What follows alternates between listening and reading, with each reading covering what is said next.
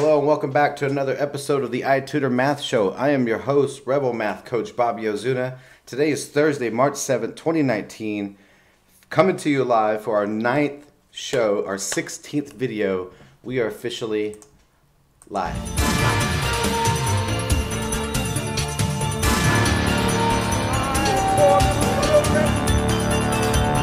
One day live in a nation where they will not be judged by the color of their skin, but by the content of their character. I have a dream today. All right, again, welcome back. This is the iTutor Math Show. I'm your host, Bobby Ozuna. This is the last show that we're going to do for a break. We're going to take a break for spring break, giving everybody a chance to giving my students and my team a chance to take a break. Tonight we're going to do a recap of the past 2 week shows.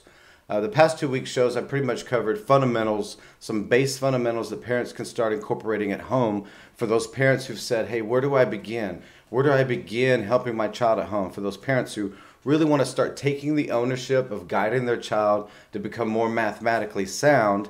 If you watched last week's episode and the week before that, this is just a general recap of that. Kind of give ourselves a little break, give you a little mental break, give you time to catch up, give you time to start putting some of these things into practice.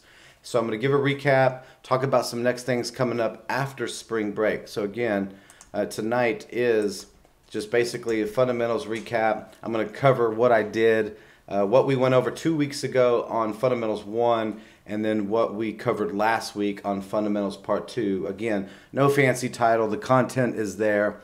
I'm giving parents some things that they can start working on at home right now, regardless of age. Again, I say this all this time because for many, many years, I worked with adult students who are trying to get their GED. I always take them back to the fundamentals because that is such a key, such an important element to be able to grow mathematically and think mathematically is have those base fundamentals just solid, set in your mind. What does that mean, Bobby? That means just as well as you know your address, your name, your telephone, your social, you want to know these things that well. And your children, at what age you start with them is at what age you feel like they are competent enough to start learning things, memorizing things, and remembering short topics. Again, it's not really teaching math at this level. It's just teaching some things that they need to be pretty solid in. So I'm going to go ahead and cut over to the topics for tonight. We'll kind of do a recap of where we were. So let's talk about it again. This is mastering the fundamentals at home. The whole point of the past 2 shows is to give you that strength and that encouragement and some guidelines for what you can start doing at home. So 2 weeks ago, we talked about multiples, exponents, and perfect squares. If you go back to episode 1 2 weeks ago, I gave you a nice little one sheet. It's just a nice little one sheet picture that shows you that from your multiples, what people call the times tables. The right term is the multiples. It's a list of multiples of 1 through 15. That's where you want your child to be. When you say, well, I don't know what they need to know, you want to make sure your child knows their multiples 1 through 15. So again, I don't like the term. I'll use the term right now because that's what a lot of us know, but it's their times tables list. Your child needs to be able to spit out their 2s, their 3s, their 4s. I would challenge them all the way to their 15s because after that, unless they're doing, as far as standardized math is concerned, they're either going to be at a level where they're using a calculator for something more advanced for bigger numbers, or then you go into the 20s, the 20s, 30s, and stuff like that. Pretty easy at that point because you're multiplying with the numbers that end in 0. So again, you want your child to be pretty solid. You want them to be able to spit out their multiples. And then again, if you go back and look at the one sheet, you'll notice that diagonally on any multiplication chart, you'll see that when you talk about exponents, a number times itself, a number squared, you want your child to know those also. And again, the perfect square. So you're going to want to go back, look that over. And those are 3 things just from part 1, the video from 2 weeks ago, which I will link in the description to this video. You want your child to know those things, and there's lots of little areas that I talked about in that video, and I'll be talking about today when we close out. Also on top of that, so after that, the next episode we talked about on part 2 last week were some base fractions. And again, I know fractions, they stir they stir, some negative feelings. People panic, they don't like them, especially parents. And it's no disrespect to parents, but the reality is a lot of people struggle with mathematics as it is. That's been pretty much my private career, is having that knowledge that parents, struggle with mathematics, and then families that struggle mathematically can sometimes have a child that struggles mathematically. Now, that's not because it's genetic. I don't buy that. It's not because, well, I wasn't good at it, therefore, somehow my child wasn't good at it. No, it has a lot more to do with the fact that if we're not good at something, we don't spend a lot of time doing it. If we don't spend a lot of time doing it, then we really don't spend a lot of time teaching our children or showing our children the importance of these things. And that's just natural for most people, most parents. I mean, it's just the reality. There are things that I'm not really good at, that I don't put a lot of time and effort. I don't do it openly in front of my own children. So naturally, they're not going to grow up doing those things either. And it's all about being intentional. And when it comes to academics, when it comes to mathematics, which this is my bread and butter, right? This is my passion. This is what I do. This is the thing that I believe in. This is the thing that I see that it's hurting us as a nation. It's hurting us at home. It hurts school systems. It hurts communities. You have to understand. Think about how many people say, I want to move to a particular neighborhood. One of the first things that you think when you talk about moving to a different neighborhood or community, one of the top three, other than safety and location and the price of the real estate, is what type of schools do they have. And a lot of times we judge a school by the outside. If the building's pretty, we think it's a good school. But the common denominator is every child in America in the public school system is still being taught mathematics the same way. That's the common core. So 51 million children in public school between kindergarten and 12th grade, pre-K and 12th grade in America, all having to learn common core.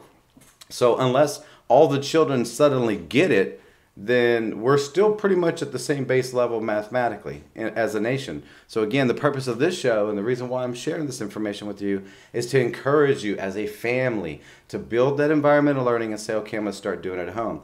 So again, you want to go back 2 weeks ago, go back on the YouTube channel, find part 1, part 2. I talked about some fractions, decimals, percents. I talked about understanding the different forms. Again, just to kind of recap, because I don't want to dive too deep into that tonight, because this is just a summary show tonight. I'm doing a summarization of what we talked about the past couple of weeks before spring break.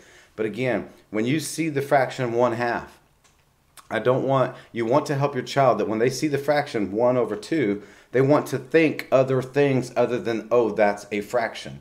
You want them to get to a place that when they see it, they say, oh, that's half, which is also 0.5, which is also 0.50, which is also 50%, which is also 50 cents. That's 4 or 5 different responses to see in one image. And the opposite of that, where you can really practice with your child and help them have that vast area of knowledge when it comes to understanding something. Again, exposure and time and experience is what leads to true understanding, is you start working with them the other way. You say, well, here's a decimal, 0.50. What are some other forms of this decimal? What other forms could this answer be? And you want them to think, oh, that could be 0.5, or it could be 50 cents, or it could be 1/2, or it could be 50%. So you want to work with your child over and over again, repetition, and I know that's not the best way to learn, right? Rote memorization is not the best way to learn anything. I get it. And when you talk about doing math, when you're learning how to solve one-step linear equations, or you're learning how to solve multi-step equations, or fundamental geometry, or moving into trigonometry and stuff like that, of course, that's where you're doing math, right? That's where you're doing some analytical thinking, some approach, some reverse engineering. But again, that's different than the fundamentals. You have to have a solid foundation of what the fundamentals are, and outside of making it a little bit more engaging, which I try to talk about on the past 2 shows, it really doesn't get very exciting. I mean, think about it when your child learns their address for the first time. How exciting did you make that?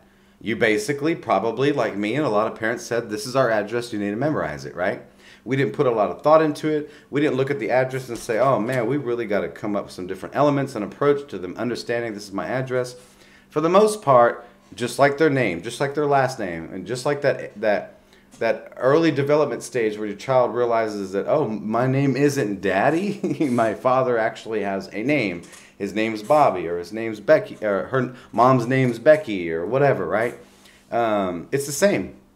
These things that I taught the past 2 weeks are easy. They don't require a lot of math skills, hardly any math skills at all. And again, this is one of those things you got to say, hey, this is just something you need to know.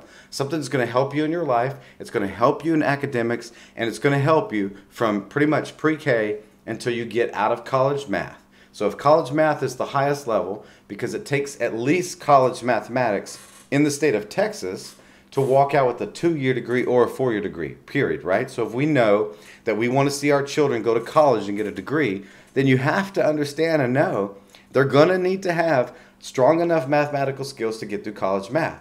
So if college math is the goal, I'm telling you, these are some things that you're going to want them to know so they have that solid foundation. So again, going back, I could talk about the topic all day, all night. I'm not going to talk about the topic all day and all night. So let's talk about the practice. Remember, I'll say it again, practice is where your child should be free to fail. Practice is where they are free to fail. Homework is a negative word. I'm sorry. You tell a child they have homework. I've had children, you tell them they have homework, and it's like pulling teeth sometimes. I get that. I understand. Practice can carry a different connotation to it. You know, children get excited about practicing a sport. Treat the math practice as the same as a sport. And I'll say this, and I want to make sure that I'm kind of looking at you when I say this. This is really important. I used to coach youth sports. I coached for quite a few years. I coached girls fast pitch softball, and I coached boys youth baseball. And I'm going to tell you, here's a little story I like to tell, a really perfect analogy, okay? And it's not meant to disrespect mothers in any shape or form. It just, for me as a man and as the coach of the team, I just happen to have this experience on the other end, okay? So here's an example. Here's a story. I'm coaching a team. I meet a parent for the first time. They might be a single mother. They want to be involved with their child. They want to help their child be in some kind of youth sport. They chose t-ball or pony baseball, right? And they'll come to me, or they've come to me in the past and said, okay, Bobby, I don't know anything about baseball, but how can I help them? That's the same attitude and approach that we should have with mathematics. Think about that. I don't know a lot about mathematics, but I'm going to ask someone, or I'm going to engage in videos, or again, like this show, all I am is a comment away. I'm a comment or a message away from reaching out to me, asking me some deeper questions that I can answer here on the show, because you're not the only one. Remember, when you struggle with things in the world, the problem is not unique to yourself. So opening that up is going to offer you some freedom, plus it's going to get you some answers. And I saw a lot of those single moms over the years that I was coaching, that by the end of the season, after they figured out, hey, I'll take him to the batting cages. I'll get his buddies together and let them practice some ground balls. But most of the time it was the batting cages. By the end of the season, the parents were like, they were experts. You see the mom, how you doing? They're like, oh, we're at the cages a couple days a week. Little Timmy and little Tommy's getting better at hitting.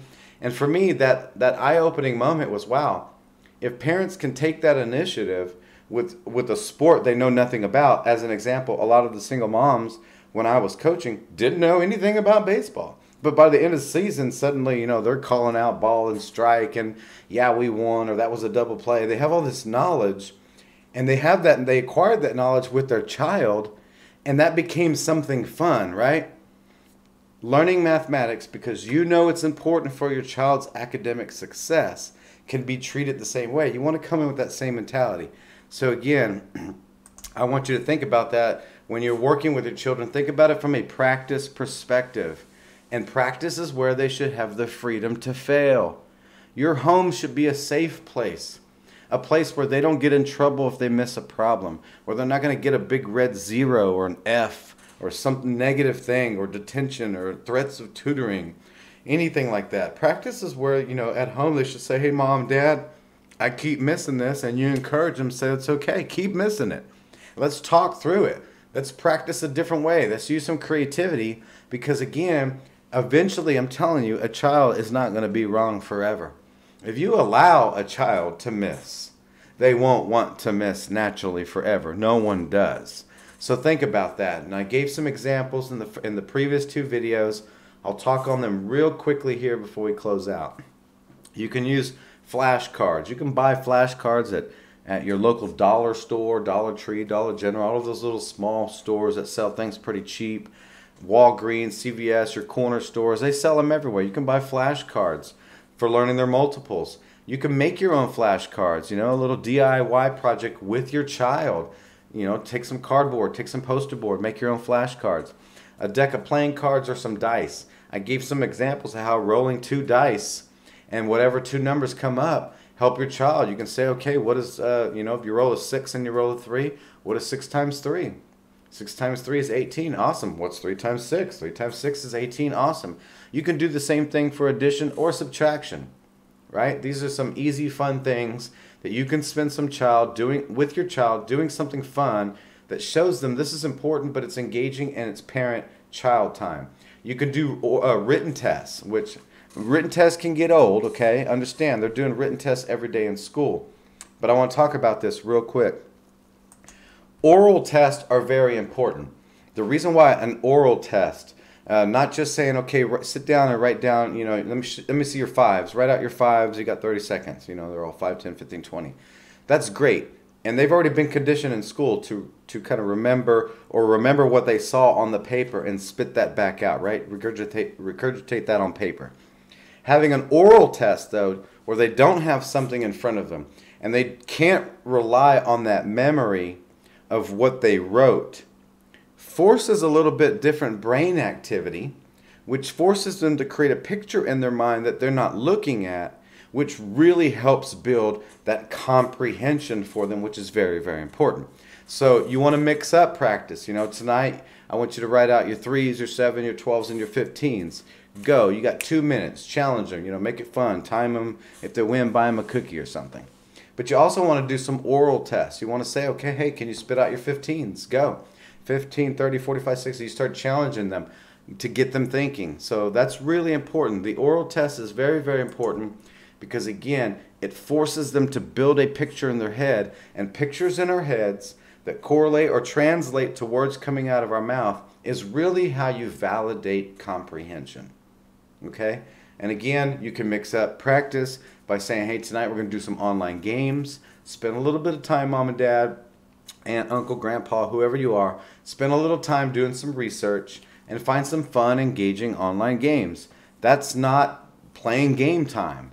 Even though they're playing a game, it's still practice, okay? It's still practice and still building those skills. You can also find a bunch of online quizzes and worksheets. You want to be real creative. Make your own worksheets. Make it fun. Make your worksheets with your child, because that's going to teach them the thought process of coming up with questions that might force someone else to get the answers. If you got siblings or if you got neighbors or other families that you partner with your children at school, that's a great way to build that small little community that says, hey, we believe in the academic success of our children. And lastly, role play. That's a big one. Role playing is a big one. What does it mean to role play? It means, hey, you know what? I feel like you're really mastering those things. Tonight I want you to be the teacher. Let them be the authoritative figure. Let them feel a little bit of what you might feel struggling to explain something. It's going to give your child a different perspective. It should eventually show them a little bit of what it is to be humble, to understand not everyone understands the word coming out of my mouth, or not everyone learns the same way. Because remember, there are multiple learning styles, 4 to 5, depending on what school of thought you believe in. But playing that role that, hey, tonight teach me something. You be the child that doesn't know anything. And remember, as the parent, we're coaching them. So by acting like you don't know and encouraging them to show me a little bit deeper, you're strengthening their skills and their knowledge of something mathematically by acting like you may not actually know. That's a coaching mechanism, okay? So that's a really big one. So role playing is really big. There's online games, quizzes, oral tests, flashcards. You can make them. Here's another tip I want to give you, something that I haven't discussed yet. Always been something I carry in my back pocket.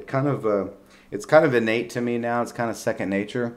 But just remember the word FLAT, the acronym FLAT: focus, listen, attempt, and teach. Focus, listen, attempt, and teach. What does that mean? That means when you're working with your child on something that may be new and foreign to them, don't fall into the trap of having them write down everything you're saying. I'm going to say that again. Don't fall into the trap of having your child write down everything you're saying. We're teaching our children to think critically, to think analytically, to think for themselves, right? We're not training them, unless you specifically are. I'm not training children to be court reporters or stenographers. So I don't need them writing down everything I say. Now I understand they are taught that in a particular system where we take our children Monday through Friday. I get that. I can't change the world. At home, you can change your world for your child. When I start teaching an element for the first time, I tell my students, put the pencil down. I don't need you writing down everything I'm saying because you're going to miss the point. So focus, listen, attempt, and teach is flat. Focus means just watch. Just watch me go through it to help them formulate some right questions. Listen means pay attention. Teach them how to watch someone do something and try to listen to the words that they're saying to match them up with what they're seeing. But you can't do that if you're writing down every word and watching and trying to hear at the same time. That's a big reason why that whole "does everyone understand" question, and all the students in the class say yes, but that's not necessarily validated on test scores. That's the reason why, just as an FYI. So don't do that to your kids. Don't do that to your children that you love. So teach them to focus, just watch. Teach them how to listen. Coach them on what it means to listen to someone, to engage with the words, to ask the right questions. Attempt means, again, you want to encourage them to try. Try, try, try. Even if they get the wrong answer, tell them. I tell my students all the time, get it wrong. You're free to get it wrong. We'll figure it out. Just attempt. You must be willing to try. And then lastly, when you've been doing something for a little while, again, have your child teach you. Get to a place where your child can start teaching you some of the things they're learning, because that's really going to build those strong interpersonal coaching, leadership, not to mention it's going to really stick that long-term memory of what it is that they're learning, and it validates for you that they have a better understanding. So here's just the last bit of nonsense, because I'm a math guy, I'm a numbers guy. Let's talk about the practice. Excuse me. Let's talk about the practice. I say this all the time. Just as an FYI, there's 180 school days in a school year, right? There's 36 weeks of school, or six-week periods, right? So if you spent 4 out of 5 days, because I say we should practice Monday, Tuesday, Wednesday, and Thursday. Don't make them practice on Friday, Saturday, and Sunday unless it's a punishment thing. That's not what we're doing here. We're building habits. Habits that will help them be successful when they go off to higher level education, whether that's a trade school, a junior college, or a university. You're helping build success habits, things that they just know they need to do by practicing something they might struggle at. 4 nights out of a week. So if you practice 4 nights a week out of, there's 4 out of 5 days a week for 36 weeks. That's 144 extra days of practice, right? At 20 minutes per night, 144 days. That's 48 extra hours. So practicing with your child, let me go back to me. So practicing with your child 4 nights a week, Monday, Tuesday, Wednesday, and Thursday, just during the school year alone, is going to give your child 48 extra hours of practicing a math element. And you can do one at a time. And again, I say this over and over again. Please understand this. Get this. Embrace it and be free of any fear. It doesn't matter if you spent those 48 hours, 1 9-month school year, 4 nights a week, 20 minutes a night, learning the same thing. I'm telling you, whatever you're helping your child master, they're going to need it the next year. Everything you learn from kindergarten through 12th grade is the culmination of the math skills that you need to be able to get through college mathematics. So we have 13 years of prepping them to get them to a place that when they get to college math, and they may not want to do anything math related, engineering related, but here's the problem that we face, and I will not go off on a tangent on this. I just want you to think about this. Remediation has increased. More and more children might be going to a higher level of school after high school, but the remediation has increased. It used to be a couple of remedial classes to get to college math. I think that the local junior college now has 6, 7, or 8 remedial classes. And if you look at those books, I guarantee you right now, some of them go back to 5th and 6th grade level. So what's the point of that, Bobby? The point is, if you're going to spend Monday, Tuesday, Wednesday, and Thursday, 20 minutes a night practicing some elements to strengthen your kids, don't have the pressure of feeling like we have to be moving on to something else. They already have that pressure that's put on the teachers by the school system for a calendar of material they have to teach. Home should be the safe place. That's the free place, right? So don't put that pressure on yourself. Don't sit there and say, oh, you know, little Bobby, you know, he's still working on multiplying fractions. That's okay. Because if you move past that, guess what? Here's what always happens. Next year, they're in another grade. They're expected to know how to multiply fractions, and then you're back where you were. Then you may not have a trouble in 7th grade. You may not have it in 8th grade. And then suddenly 9th grade, where it expects them to know a little bit more, you're like, why are they not getting it? Well, they're not getting it because they never got the fundamentals to begin with. So again, that's just food for thought. 20 minutes a night, it's 48 extra hours. It's really, really going to benefit your kids. That's just in the school year. Not to mention summertime, right? I won't go there yet. Last but not least, what do we got last? I think that's pretty much covers everything. The practice, that's it. So back to me. That's all. That's pretty much the recap. I'd like to encourage you, if you didn't catch the last 2 episodes, go back again.